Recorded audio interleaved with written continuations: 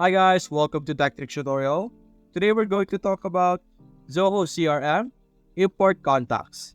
It's a step-by-step guide to follow easily, so don't forget to hit the like and subscribe button. Let's dive right in. Now to be able to import your contacts, you're going to have to click on this contact options over here on the top. Let me zoom in, there we go. This option over here, simply select that and you will be redirected to this page over here. In this page, this is where you will be able to manage all your different contacts.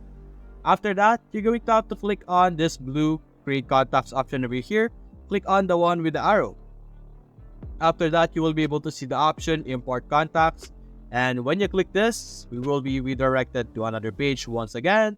And as you can see, you will be able to import your contacts through CSV or XLSX or from other CRM. And that's basically it. That is how you will be able to import contacts in Zoho CRM. If you enjoyed the video, please leave a like and subscribe. Thanks for watching.